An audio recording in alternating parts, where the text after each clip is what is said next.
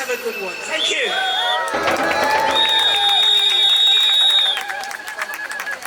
We have some speakers here today, but the genocide that's going on. And Mona. Thank you so much. I wanted to speak just to follow on from my talk last week about the children of Gaza. As it's been mentioned before, it's come out today that a UN report has shown that nearly 70% of deaths in Gaza are women and children. Shame! So, Al Jazeera has reported that the Office of the UN High Commissioner for Human Rights has verified over 8,000 of the people who have been killed, and 70% of them are women and children. The youngest is just 1 day old. 1 day old! Murdered! Murdered! As we showed last week, there are hundreds of children under the age of one who have been murdered, and we're talking about thousands, tens of thousands of children.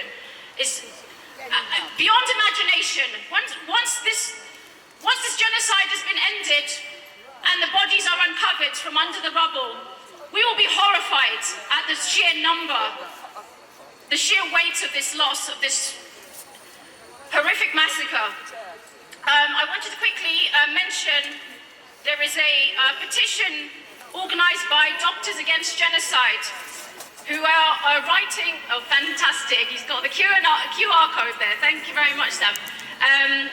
Doctors Against Genocide are organising a petition which they are going to be sending to healthcare leaders, including presidents of medical associations, CEOs of hospitals and healthcare leaders, asking for them to call for the end of targeting of hospitals, healthcare workers, and for children to be protected no matter what. Children must be protected in war.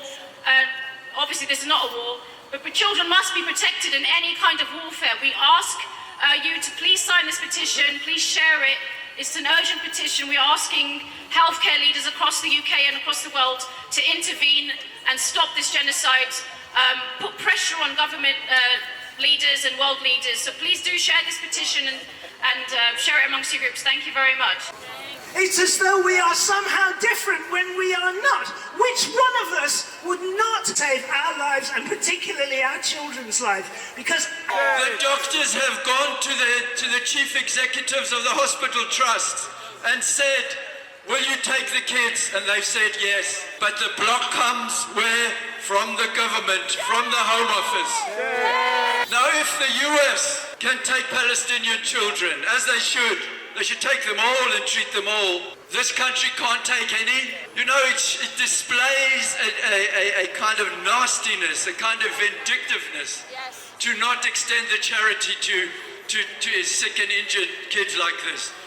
You know, you remember in the Ukraine war when it first started, the NHS paid for kids and their families to come to this country for treatment, but not Palestinian kids. We're not going to let this rest. There will be a campaign at some point in the near future about this. Please support it. Make a noise about it. Father, what happened to other relatives of those of us and other people here and survivors here. They use that memory to whitewash, to distract, to cover up the ongoing genocide that they are actively supporting as we speak. Now, I can think of nothing that is more insulting to the memory of the Holocaust than to use that to justify genocide in Gaza today. It's an absolute obscenity. It's so absurd, it's beyond belief, and if that absurdity wasn't enough, the authorities chose to arrest the son of 2 Auschwitz survivors here at a demonstration last week.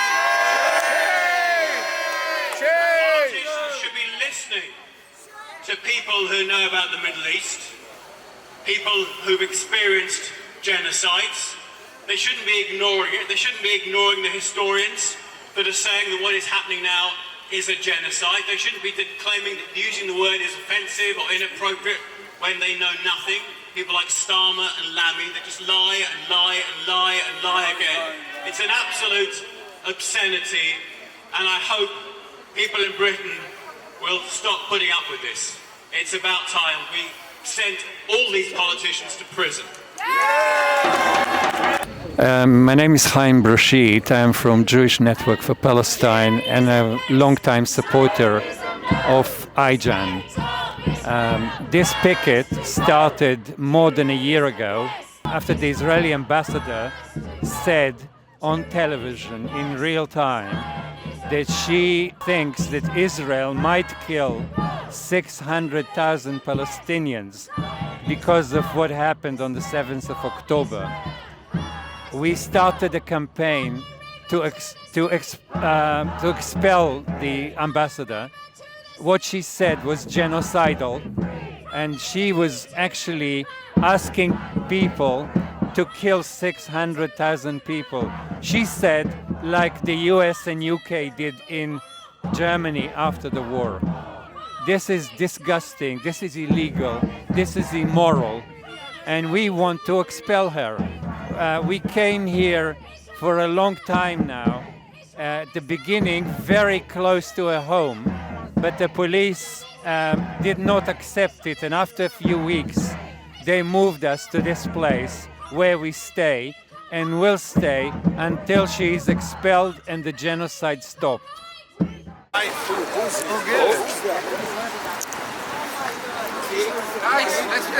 no, guys, please.